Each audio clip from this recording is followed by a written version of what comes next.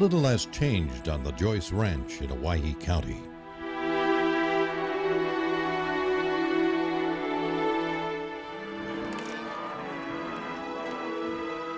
It's a rite of spring in the Owyhees. Cowboys have gathered up their cattle for decades and branded in the same corrals as their ancestors.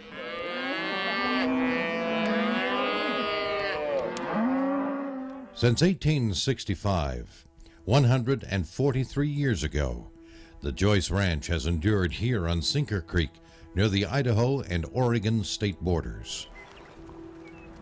Just over the mountain from the Joyce Ranch, cowman Tim Lowry runs a 300-head cow-calf operation. Both ranches rely on public grazing in the Owyhee Mountains. And the public grazing allotments make the ranches whole. Through it all, Lowry and Paul Nettleton, manager of the Joyce Ranch, have survived. But 10 years ago, a relative newcomer to the Owyhees began a challenge to the cowboys unlike any they've faced so far. That newcomer was the federal government, and the issue was water rights on public lands. Here before it was a state, definitely long before BLM was an agency. The Joyces always had stock. He was basically a farmer, but farmers had chickens, pigs, dairy cows, everything. He had good horses. Paul Nettleton's great-grandfather, Matt Joyce, settled on Sinker Creek after the Civil War. Rancher Tim Lowry's operation spans the western end of Jordan Creek near Jordan Valley, Oregon. Lowry and his predecessors have ranched the land since the 1870s. Public grazing and the accompanying water rights have been important to both ranches ever since. And attorneys Michael Van Zant and Elizabeth Evans of San Francisco were brought on board to defend the Owyhee cattlemen. The issue that came up primarily was that back in the 1870s, 1880s time frame, the predecessors of both LU and Joyce Livestock had established water rights on federally administered land, and this would have been public land back then that was essentially administered by the Department of Interior. In the year after the Civil War ended, the Congress passed a law called the Mining Act of 1866. The Mining Act, like the Homestead Act that followed, promoted settlement of the West, encouraging settlers, miners, and ranchers to homestead the West and put the vast land into production. Back then, Congress was looking for a way to pay off the massive Civil War debt. The ranchers and thousands just like them braved Indians, droughts, wildfires, and floods to settle the land and feed the hungry and growing nation. Home movies from the 40s on the Joyce Ranch paint a picture of ranching bliss. The Owyhee ranchers prospered through the Depression and the war, and through the tough Owyhee winters and scorching hot summers, and the toughest times imaginable. But in 1999, they met their match in court against their fiercest adversary yet, the BLM. The government, yeah, just to see if they could break us. See if at what point we give up. But the Joyces and Lowrys knew the law. Under law, the Joyces were the first ranchers to make beneficial use of the water. Their water rights were established under the Mining Act and the Prior Appropriation Doctrine, which drives Western water law.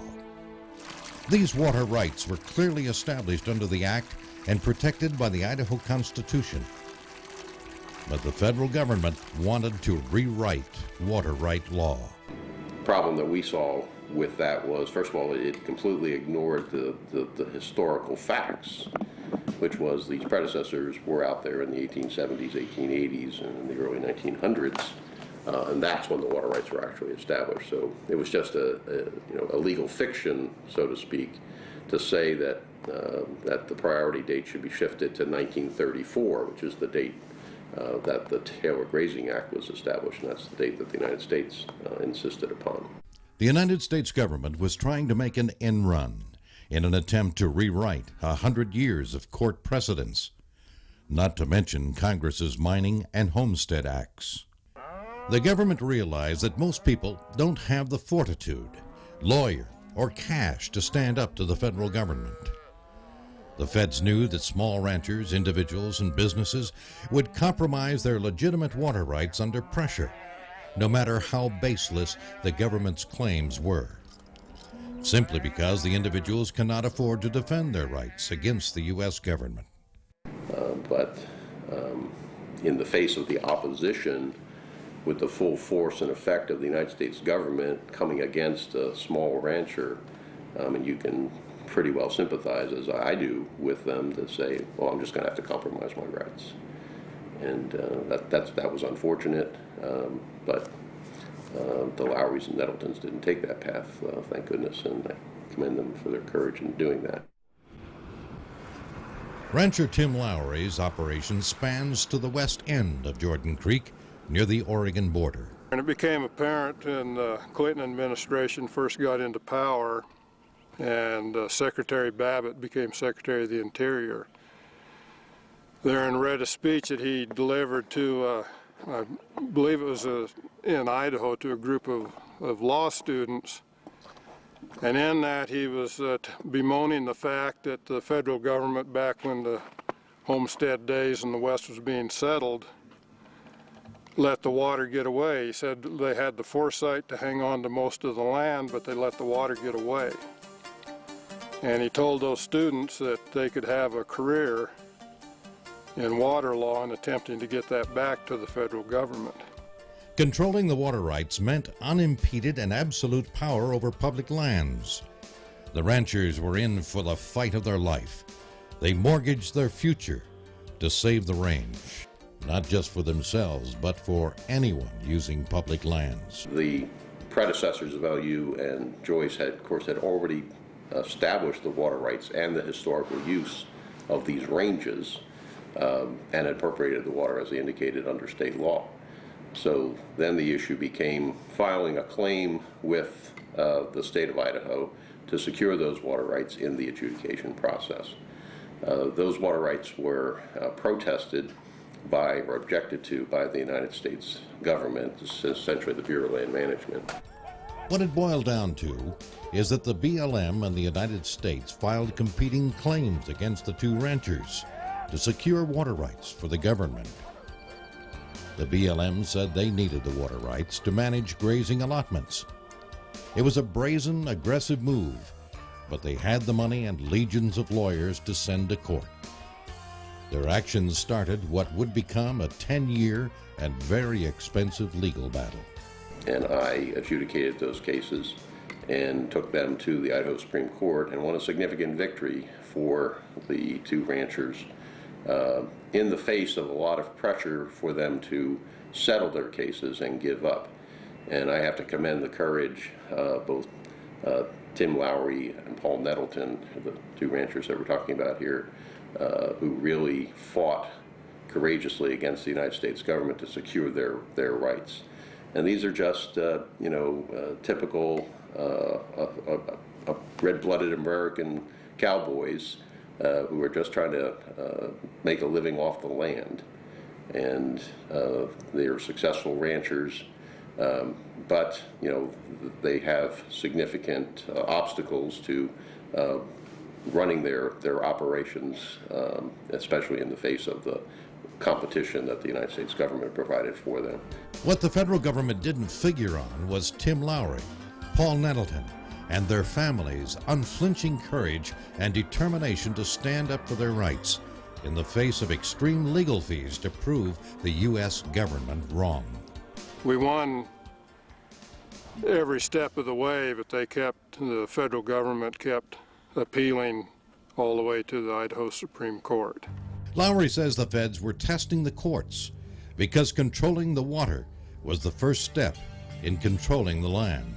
And so the federal government knew that they did not own the water, that belonged to the states, and under state law belonged to those that put it to beneficial use.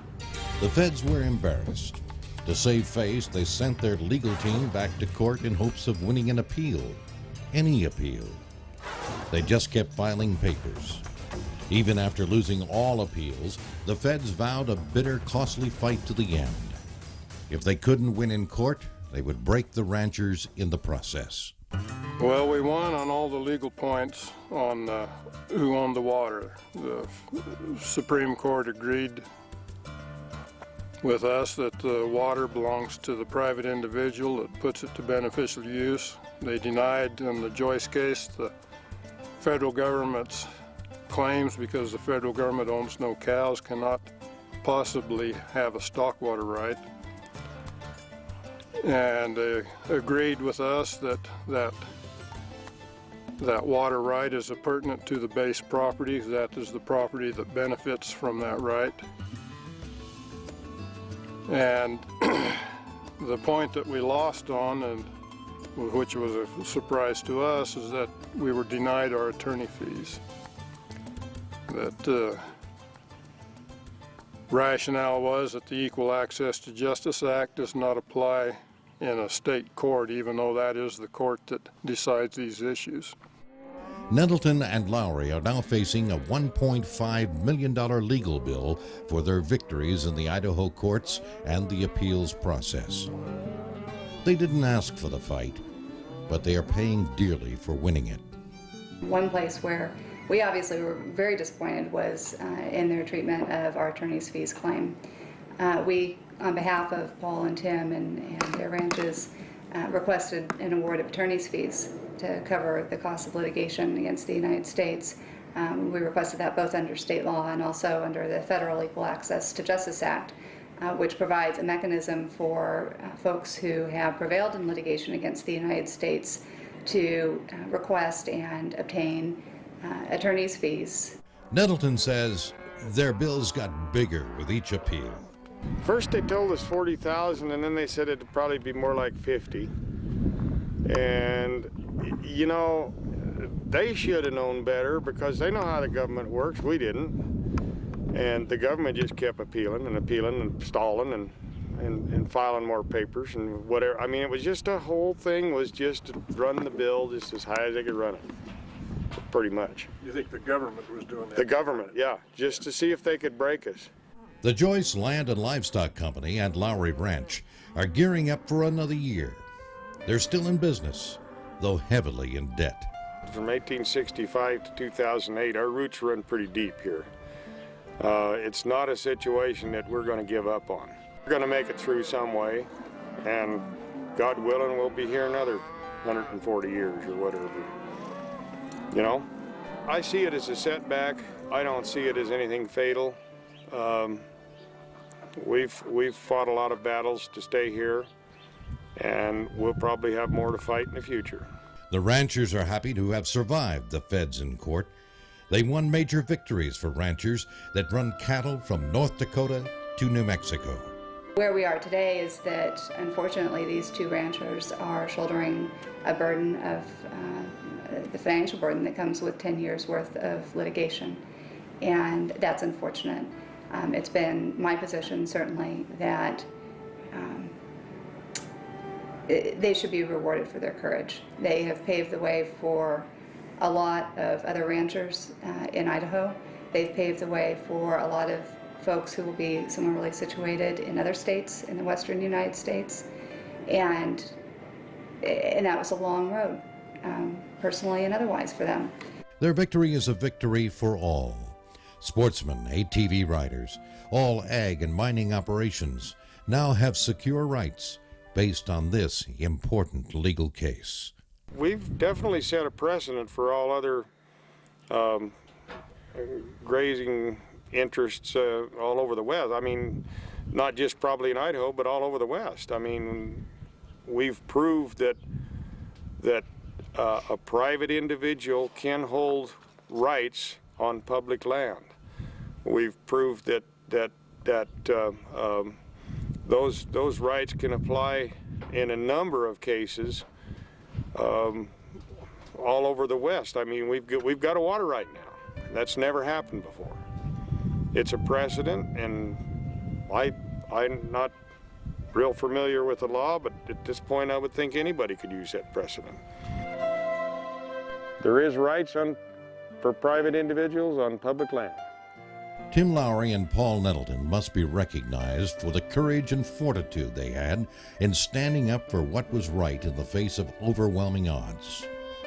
The federal government, with its legions of attorneys paid for with our tax dollars, tried to steal what legitimately belongs to the ranchers in the West: water rights. If these two cowboys had not risked all they have and taken a stand, the West would have been changed forever. Their victory is a victory for all of us.